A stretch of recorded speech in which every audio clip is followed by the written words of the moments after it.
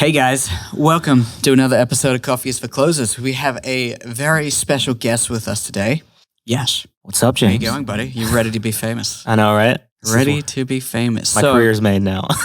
Yeah, it's almost like when you see those young kids in Young Direction. They get up on stage, 12 million raving fans, all the young girls of the world just getting to the shows and loving them, you know?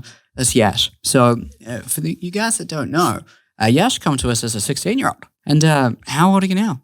I was 15 when I came. 15? Yeah, 15 and a half.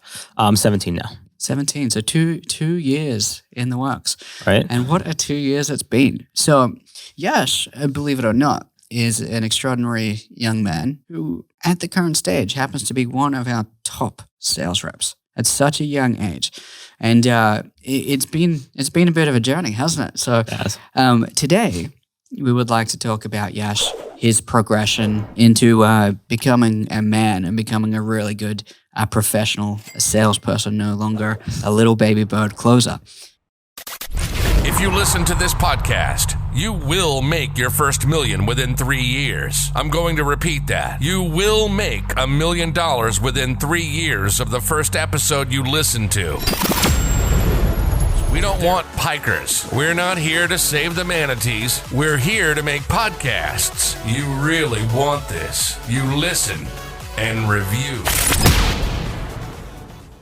Put that coffee down. All right. So what I thought would be really cool is to map out Yash's journey, because it's been a long journey. There's been a lot of ups and downs. Yeah.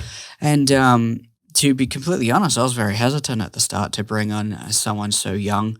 And I'll give you a bit I remember of that call.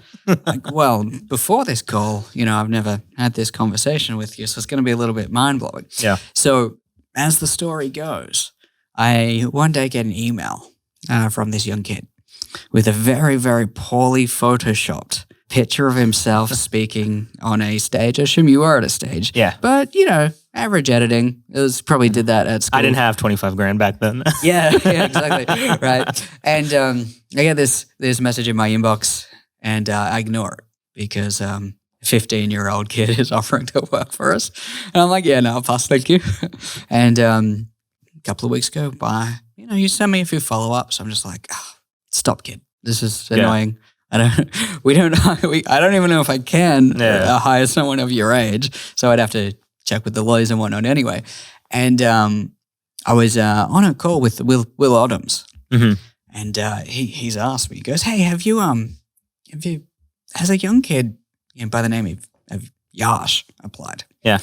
And I was like, "Oh yeah, I've seen a couple of emails there in my inbox." And he's like, "Oh, okay. Well, what did you think of it?" And I go, "I didn't even read it." Yeah.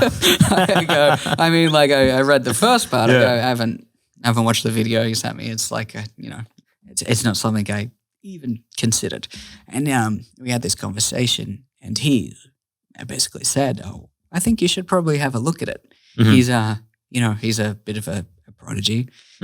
He's been doing some really good things. We've seen him being quite successful for where he's at in his career. Yeah. In whatever circles we were referring to at the time. Sure. I can't recall. So I was like, all right, you know what? I'll have a look. We'll have a conversation. And that's when we got on. We had a call. I think we had not an interview, but just a basic discussion. Yeah. About who you are, what you want, and why I should consider even entertaining the factor of hiring someone that's 15, let you know that's in school. Yeah. Has a full-time at school in what, like year 9, 10? Yeah, something like that. Are you in school now? Yeah, no, I'm in school now. Still in school, but you're in Australia. Cool, okay. Makes sense. It was such an interesting call because I hopped on with Will Adams, right? And Will Adams is so nice. He's like the happy uncle. And then I hop on with you. I'm like, oh, okay. I was like, don't smile. Don't smile. Can't mess up a word right now. His name is James, not Jack. James. Yeah, you call me Jack. I know. I still remember that. Yeah, I still remember. I texted to you. I'm like my life is about to be over. He's gonna get mad. I was like stressing out back then. I was like freaking out. That's funny, man. I was really impressed, and I gave Will a call back and said, "Yeah, you're right. This is an impressive young human. Not where we want you to be. Yeah." But impressive enough to bring into the ecosphere and continue conversations. And then I think the next step was we jumped on a call with your mum to actually make sure that, we could have permission and tick all the boxes from a HR, I guess, perspective. Sure. I'm pretty sure there's laws around child labor and making a kid do hours of outbound when he gets home from school when he should be doing homework and playing Pokemon cards or Game Boy or whatever it is kids play these days. I'm not sure. And from there, you spent a bit of time with us, right? Then went away and come back. Mm-hmm. So before we continue on with that journey, there was a few things that impressed me, and that was your maturity when we had that first call. And if that wasn't there, it would have been, see you later. Yeah, but I mean, FYI, I was like in my pants that entire call with like James. I was like, dude, I'm done, man. Life is over. It's like, this is where it happens. Life is over. I'm 15. I'm never going to recover from this, right? Yeah. Well, that's how you think about it, right? And that's how you think about it. It's like, it's done. Okay. So to get to that stage where you're applying for a job as a sales guy, that's pretty extraordinary for someone of that age. Yeah. My biggest claim to entrepreneurialism when I was around that age was going to the candy store. Mm-hmm. We had these things in Australia, the sugar tubes, right? It's just like colored dyed sugar and like it's a stick and it's they probably have it elsewhere. It's probably just not exclusive to Australia. And they had sales on in a candy store that I would walk past on the way home from school as I walked home or rode my bike there, who knows. And I would buy a ton of them. They were like, it cost me like 20 cents each, and I'd sell them at school for a gold coin. In Australia, we use coins. We have $1 coin and a $2 coin. There's some lower grade ones as well. So it was a gold coin. Whether 1 or 2, didn't matter. Whatever they had, I'd take. If they only had a $2 coin, then happy days for me. So I actually would go to the canteen at school and I would hand in all the $2 coins that I had and ask for all the $1. Yeah. So no one could go and get change, so they'd have to pay me $2 for these candy sticks. Anyway, I sold heaps of them, went and bought more, and then eventually expanded that business into like chocolates and whatnot as well. And then packets of chips. And at that stage in the packets of chips, the advertising laws to children were very, very different, where a lot of them were sponsored by, at that stage we had like Dragon Ball Z and there was like Tarzos and stuff in there. Yeah. So kids were going wild for them, buying heaps of packets, and I would go buy a box of them and sell them off. I've done that before. That's fun. And then I, sold them for Pokemon cards to make money. So that's, but you one up that because you run a coaching business. So why don't you tell me about that and then how that led into sales?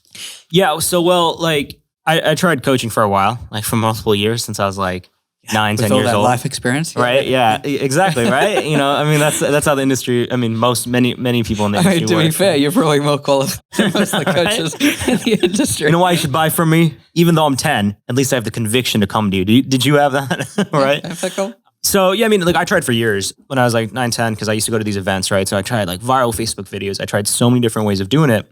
And then finally I went to my this one event where I'm like, I got to make at least $1,000. Like if I do not make $1,000 in this event. Wait, what do you mean by event? It was like an in-person Tony event. Robbins thing? No. It was like one of my mentors in the past that I had paid $15,000 from all, I take a loan from my parents, paid $15,000 to him. Sorry. Yeah, didn't get results. How old were you at this stage? 9. Okay, so you're 9 and you've essentially gone and sought out some seed capital for your little business venture. Yeah. Probably didn't even know what that word meant. Exactly. But essentially, you've understood high corporate finance without understanding. Okay. All right. So, That's good. We did that. And so, by the way, the program didn't work. Surprise, surprise, right? That happens sometimes. And so, to be fair, you were 9. Your mindset wasn't 100%. Right. Yeah. You're right. Yeah.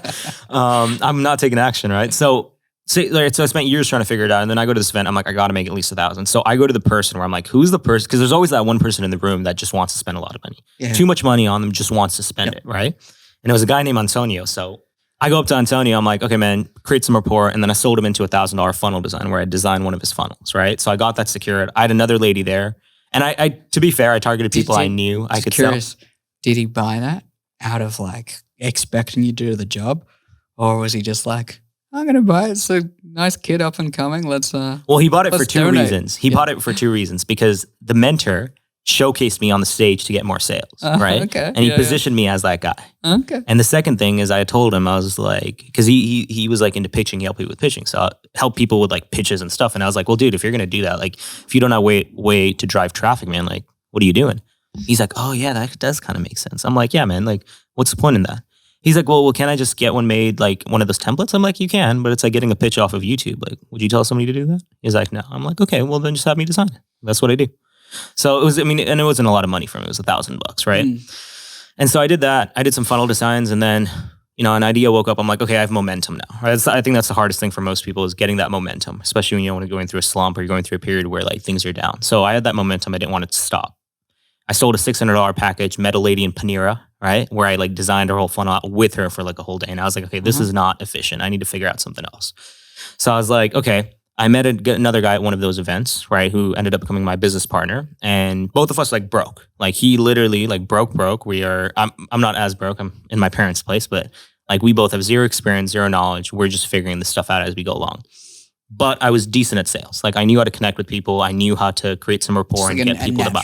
Yeah, like I could get somebody to like trust me in the sense like I've built enough rapport about their product and stuff where they trust me, right? I didn't necessarily know objections, but I just knew how to sell based on conviction and rapport.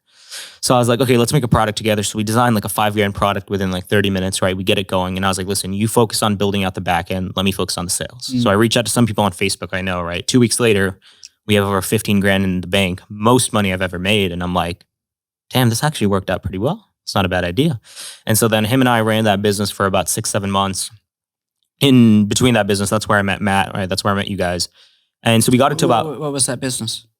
The coaching business. Okay. Yep. Yeah. So we got that business to about 150K, 200K cash collected. Something like, no, in the total 6 months, right? So we're doing about like, our months were super sporadic, right? Yeah. We had some months at 10 grand, some months at 40. Yeah, pretty standard, exactly. So that business went well. You know, it taught me a lot about the industry, it taught me a lot about things I had to get done. But during that time, that's where I met Matt, because Matt had put a post out from another big guy in the space that I knew about getting salespeople. So I was like, I'll check this out. Let me see what it's all about. And so the big thing I realized after exiting in that business, because it ended off like badly, like poorly, I didn't know how to scale the business. We were working our butts off, right? But it just made me realize I just didn't have the experience yet to run a successful business. Like I can grind all I want, but I don't have the experience to know how to train people. I don't know the experience of how to help other people do what I do. But also I just don't know what it takes to go from 0 to 6, 6 to 7, 7 to 8. Like I just don't have that. So I was like, I need to go work for somebody. And I was reading Think and Grow Rich at that time, right? So I just realized I was like, I need to go work for people who actually know what they're doing or at least have an idea, right? Get really good at one skill. And then from there in the future, if I want to launch a business, I'm actually in an ability where I put myself in a position to do that successfully. You know, I've never read that book. Never. Everyone goes on about how it's one of the best books ever. And I'm just like, is it though? Yeah. Well, it's a good book in the sense like a lot of the stuff there, it talks a lot about like, and what I took away from that book is probably different from what most people would take away, right? But the biggest thing I took away from that book is experience is so key. Because all the stories Napoleon shares in Think and Grow Rich has a lot to do with, I worked at this factory and that factory and I learned this from that guy and this from that guy. Okay, yeah. And so that made me realize, I was like, well, the thing I lack right now is experience. Because if I knew how to run a successful business, I would have already done it. I ran a business. Was it successful? Depends on how you look at it. I mean, in the grand scheme of things, no. Yeah. But in the context of what you put together, yeah. With the level of experience and understanding at any given point in your time, I'd say that's more successful than most businesses that will ever come into existence. For sure. You know, like a business, the average closure rate is 9 months before a business fails. So I think that's, you know, I know. Yeah, like it was good for sure, yeah. Right? But I just realized I was like, I knew I wanted to do bigger and better, and so I just knew I had to get a lot more experience before I can do that, right? And so I was in the closing code at that point. Like I was in the closing code, and I was like, I was the main guy. Like, well, I mean, some would argue for all the guys that were in the closing code, you would argue that Yash was the only guy because let's just say if there was a mic that got passed around, Yash would not pass it because he always had. And funnily enough, we created a bunch of awards at the end of the year. One of them I just made for a laugh, and the award was, "Can I ask a question?" Yeah, because that's the token phrase, almost as token as Road. I know you're watching, but alive and blessed. Yeah, exactly. So, I mean, yeah. So I was in closing code. That's where I really got good at. I got better at sales. I was working for one account, and then I went to another one. Right? Were you working for us at that stage? I can't remember. No, I wasn't. No, okay. I was still in the closing code. You didn't want to hire me, so I couldn't jump in. You guys put me in the closing code so that I could get better there, because the hiring is we're going to need some time to figure it out. And I think you guys also wanted to see hey, can he show up and do this, right? So I started selling on an Instagram offer that went okay. My first month there, I was able to generate about $40,000 in revenue, right? Mm-hmm. And so, I was only, by all means, was only making $3,000 or $2,000. I was not making barely anything, right? And then in the closing code, everybody's talking about a guy named Marco. I'm like, who's Marco, right? Who's the Italian sound? Who is this guy, right? Never heard of him. Well, yeah, no. What's everybody talking about? A guy with a thick accent that makes $100,000 a month, you know what I mean? So I end up figuring out which company he worked for, which was another coaching company. And I'm like, okay, I'm going to schedule a call with this guy. Let me see how he does it, right? So I go to the top guys in the industry in the coaching space. I schedule calls with all their teams, and most of their teams just suck. I jump on a call with them. There is zero, they just absolutely suck. Mm-hmm. And so then I hop on with Marco, and then he's like, hey, didn't I see you in the closing code? I was like, oh, crap. I was like, bro, I'll be honest with you. I want to see how you sell. I am in the closing code. I BS my way through the triager. He didn't get it. But Mark, you know what I mean? And Mark was like, okay, I'll show you how I sell. And he showed me a little bit about what he did. I didn't understand most of it, to be fair, but I understood the concept, right? And then that's when he told me, listen, I want you to work with Jeremy, right? Work with NEPQ, you'll get that. And I'll help you on the side as much as I can. Mm. And so at that point, because Inner Circle, I'd be pretty much paying my entire income every month to join that program on the payment plan, the biggest payment plan, the lowest option. And we're talking money you earn from commission or pocket money? Commission, right? Because I'm only making, right? I wish, right? And it's funny, Marco thought, he was like, isn't your parents paying for this? I was like, nah, bro, this is my, I'm taking control of this. I don't want to spend any more of their money, right? This is my thing. And so every month, right, figured it out. Then I transitioned into this other coaching company. And then my first 2 to 3 months there, I made about $3,000 or so. That was before NEPQ. And then once I started getting into NEPQ, learning the skills I needed to learn, right, as much as I could, I tripled my comms, right? I became the top rep there. Went from $3,000 to $10,000 a month, right? $10,000-$12,000 a month in commission, which was big. And so that was when stuff started clicking a little bit. I was like, okay, I'm figuring this out. I definitely thought I was the big fish in the small pond. You know what I mean? Making $10,000, everybody thinks oh, that's crazy, right? And especially in the coaching space. But then I'd go back to the closing code. I'd be like, yeah, okay. There's a lot more we got to get done here. There's a lot more potential. And shout out to the guys, if you want to join the closing code and be like Yash, there will be a link in the description. My name is James Sacklin. I have everything to sell you. Yeah. So, I mean, it was good though. It was, I learned a lot from there. And then from there, I made the transition to going full time into snipers. Yeah. Okay. Well, what was the first account we put you on? S&P, sports model. Oh, so you're selling fitness stuff. Yeah, okay. Yeah, it's interesting because I remember at one stage we're like, all right, well, I think you've done enough to be able to earn a chance. Yeah. It's like, all right, we'll put you on something. But there was some very strong conditions. Sure. Yeah. Right. And that was that we obviously have a chat with your parent and we set some boundaries. And those boundaries are around your schooling. Yeah. It's like if your grades start to go down, you're fired immediately. Your mom catches you not doing any homework, you're fired immediately. Yeah. But what I thought was more important is that for a young guy who is probably going to have a really long and strong career in, whether it's in sales or whatever it is you decide to go in, no doubt you'll be successful at that. Yep. Is that we didn't want to bring someone on and be around a bunch of guys that have strong work ethics. Yeah. And then you miss out on a large chunk of your childhood because you're too busy doing work. Sure. So part of that deal was you must assign X amount of your hours to actually going out, spending time with friends. And if you don't do that, then you're also fired. Yeah. And just FYI for everybody watching, the way James says it here is not the way he said it to me. How was I said it? I'll never forget. It was yeah, man. And so here's the thing, you're talking about enjoying it, but you're saying it so seriously. So I'm like, what do I think? You were like, and you got to spend time going out to have fun. You may not understand it now, but it's going to be beneficial in the long term. And I was just looking at you. I was like, okay, yeah, he's serious. I got to have fun. I was like, he's serious about this. Because back before then, I was working 16, 17 hours a day. I was still making decent money, right? 10 to 12 grand, but I definitely didn't have there was no balance, right? It was just work. Yeah, which is also why you're here in Australia having holidays. Right? Yeah, exactly. To explore the world, get an understanding. But yeah, okay. So moved through that. And then we moved on to some larger accounts. And part of the highs and lows is we had a lot of issues with yourself and professionalism. We acknowledge, and it's pretty normal. And one of the things that really impressed me is the way that you reacted and responded to this. We're probably not this hard on everyone else when we put these contingencies in place, knowing that, well, someone of your capability needs to be challenged and challenged hard to get the best out of them. Sure. Right. And there was a string of occurrences where you were missed appointments. You didn't turn up. You didn't do those little things right because, and I think it's easy for people with a lot of talent to get complacent. Right, yeah. Because you rely on your talent to get you through, rather than setting up strategy for consistency and professionalism, so that you don't have to rely on that. And we found you in a trap of complacency. Sure, you're still doing a great job. I was still closing deals, but I think it was more about that standard, right? Of being the best you can be, and it was setting that standard for you. Yeah, and that was something that you needed to get right.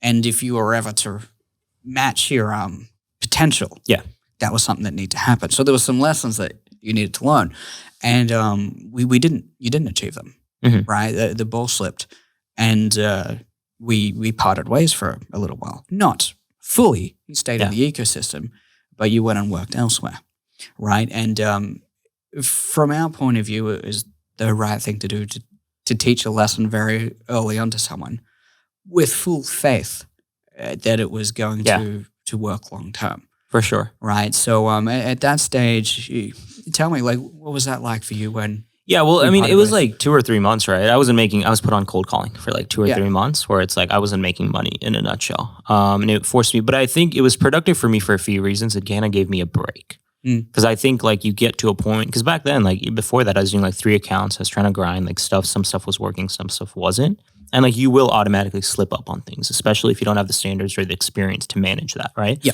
As a result of that experience now, I'm put on, some bigger accounts right now where it's like, okay, I know what needs to be done. I know how to manage my expectations and just what's going on, right? Yeah. So if I wouldn't have had that experience, the way I'm going on my accounts now wouldn't have happened, right? And so on those accounts, that gave me a good time to kind of just take a break, kind of realign, okay, like relax a bit and just figure out where I'm at, right? Like what's going on?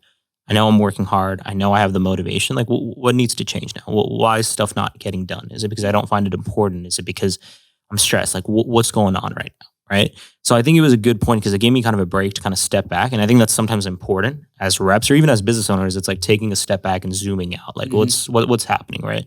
Because you're not performing or you're not doing your job because you don't want to do it. It's because something's not in alignment, usually mindset-wise. That's usually it.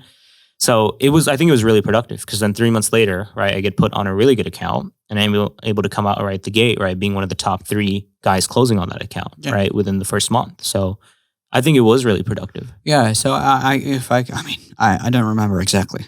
So yeah, I remember take it with a grain of salt. I'll bet. Right. It's a pretty major point in your life and your short career up to this stage, where it was like, well, there was a major thing where one of the conversations we had is like, you need some maturity, right?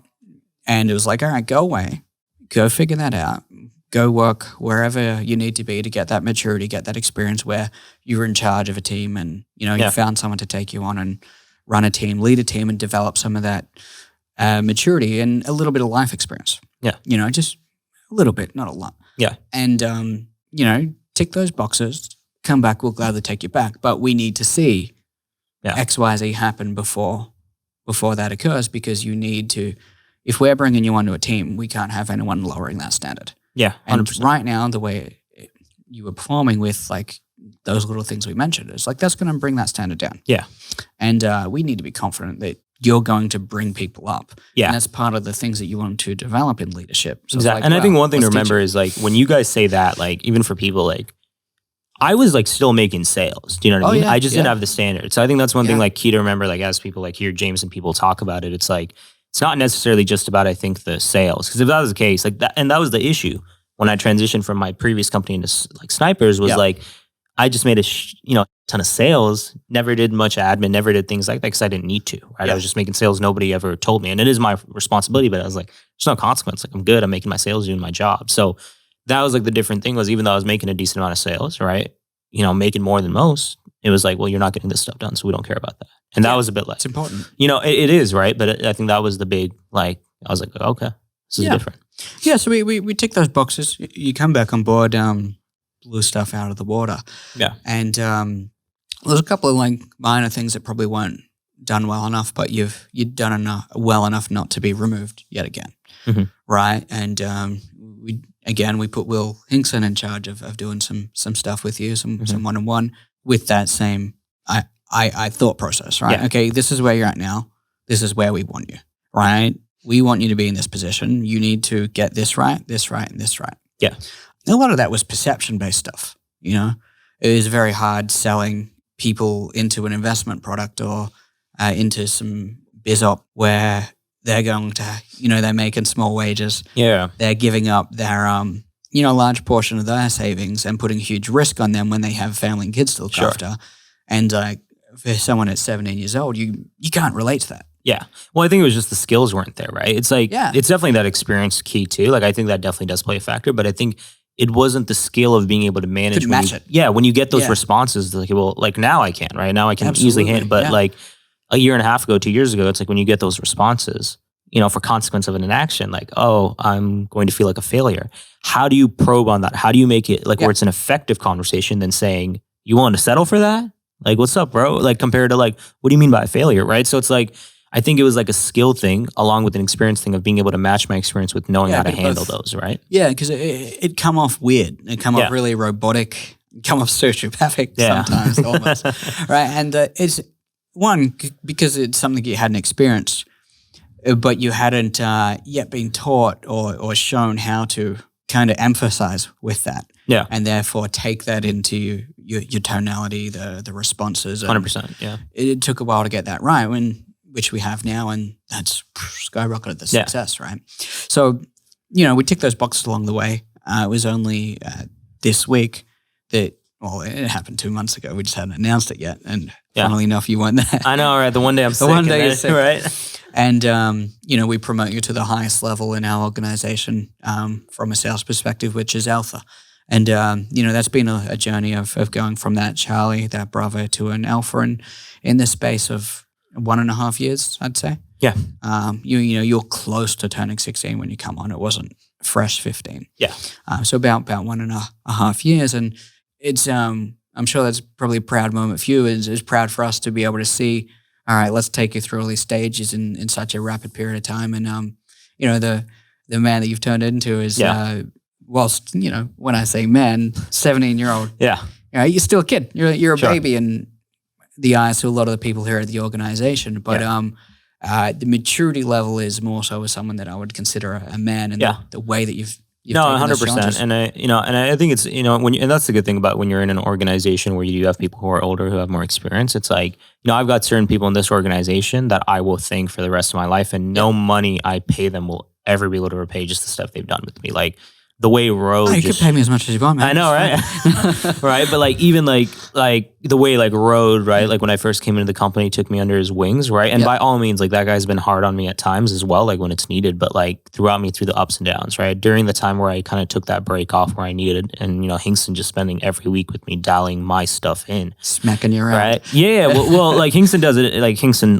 with James, it is smacking around. With Hinkson, it's a little bit more comforting, right? To be fair, really, yeah, 100%. I would have thought he was I've been on with both. He's hard, but he's fatherly hard. Do you know what I mean? He's like, okay, bro, how can I help you? How can I make this happen? So it's a little bit different. But individuals like that, right? Even you, but just in general, that type of stuff helped, because once I got that break where I was able to realign myself, I had all these people that helped me out. Then I was able to skyrocket, because it's I'm energized back. I've got my engines back, right? Now I can go up. And that's why drive. Yeah, even, before 2 months ago, for the past 6 months, hopping on with Sean Ray every single day, right? Raising my hand up. I was the same guy that I was back in the closing code, same guy in the training, right? Yeah. So I knew I wanted to develop quicker. I had the energy, I had the people around me. And so I just leveraged those resources to make it happen, right? And so that's why getting promoted to Alpha is something that I'm really happy about, I'm proud about. But I also know like I've earned my way up there through the highs and lows, but I've also like, I know what the lows are like now to where I know when that happens, how to deal with that, right? Which is what an alpha is in this organization. Yeah. What are some of the key lessons that you've learned by, whether it's from people or general that you've taken out that's going to, let's say you left tomorrow for whatever reason. Yeah. Like what are some of those lessons that you could take into your next venture or the rest of your life? What are they? I think like one of the things that Rode always told me, and I always take this away, is like, you're not as good as you are on your best days and you're not as bad as they say you are on your bad days, right? And I think that's so important because it's like, you're going to have good days, you're going to have bad days in sales as a business owner or whatever it is, right? Like you guys have bad days, you know what I mean? I'm sure I've seen it in the office now. I've been here, like there's some days that are harder than others, but every day is just consistency, right? And so one of the biggest things I feel like everybody runs into, business owner and reps, you guys don't run into this because you guys know how to handle it, but like comparison. Like that is Matt and I. Thief of joy. Yeah, Matt always says that, and that's one of the things that I struggled with for so long. I hired a mindset and performance coach. Shout out to Steve. I remember talking about this. Yeah, part of the reason I hired big Steve-o. Yeah, so part of the reason I hired is for this thing. Like comparison is the joy of, like it takes away everything from you. But part of the reason why people have that comparison issue is because this game is about consistency. Like you may make 10 grand in sales one day. Somebody may make 20 grand the next day. You may make 30 grand the day after, right?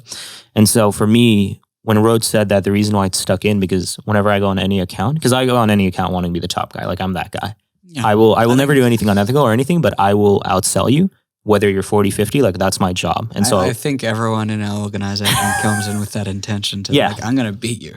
But it's friendly. From healthy competition. Exactly, 100%, right? And so like I've gone into accounts, like I'm on an account right now, right, where there's an internal team. By all means, I'm going to help them in the best way I can. But between this time to this time, man, like this is where I make my statement. This is where I become the closer I want to be, that I want to be remembered for. And so my job is to be the best. And so that's good. And I think everybody has that. But at the same time, you got to remember that there are ebbs and flows. And you're not as good as you are on your best days. You're not as bad as you are on your worst days. Okay. And for young people that are just coming into this industry, just starting, yeah, it might even be the same piece of advice as you just said. What advice would you give to young kids? You know, maybe they're still at school, or maybe they've just graduated out in the world looking for a job. What advice would you give to them to be successful? Like in sales or in general? Just in general. I think the big thing is like two things. I think the first thing is like, don't worry about money. Like that's one thing I've really realized fairly quickly. I was talking to you about this. Sorry, no, you're good. You almost swallowed that thing. I know, right? But that's what she said. I know. I was about to say that's how it sus. But one of the first things is like, don't worry about money. That's one thing I realized. Like I was talking to you about this. I could probably launch a coaching business right now and get it to like 50 grand a month with the knowledge I have of business learning from you guys and sales experience. I could start 4 tomorrow. Right. Yeah, no, exactly. Yeah. Right. So it's like, I think, especially when you're young, like don't worry about money, worry about the experience and knowledge. Like that's big. You know what I mean? Like I know a lot of salespeople that make a lot more money than me, but do not have the skill level I have, nor the experience. And I don't say that arrogantly. I say it because like, sounds like it. I know, right? It does. It does to an extent. I know. But I say it like in the sense like, you know, they've got leads put on their calendar. They never have to work, right? They're different situations, but it's like they make more money than I do, but they don't have the grinding. They don't have, you know, the consistency they need to where if they were put on the account I was on, where they would be able to execute, right? So I think money is important, but money is not needed necessarily to make a lot of, you know, you don't need to have the shoes, the cars, right? Like stuff like you see other people having just yet. Like take some time to get the skills and experience because eventually you'll get up there. And I think, you know, you look at like your career or Matt's career or anybody's career in this organization, you guys like, it's not like you guys started off 21, 22 making a lot of money. You guys have had a very long journey. You're as good as you are at your job because you spent 10 years managing gyms where you gained the knowledge of how to lead a team. How does leadership work? How does business work? If you didn't have that and you wanted to focus on just making a lot of money, you could have probably figured something else out, made a lot more money, but yeah, because those scams. Yeah, exactly. If I wanted to make money, I would have joined an MLM. Which brings me to the next point, guys. If anyone's interested in a Herbalife subscription, you can click the link. No, man, I've looked at those business models. Yeah. Oh, it's so easy. I know. If you don't have the ethics. Yeah. And, or you've just fallen into a trap and someone has convinced you that, you know, maybe some of these products are, oh God, it's Yeah. It's easy to make a lot of money if you 100%. if you want to. Right? Yeah.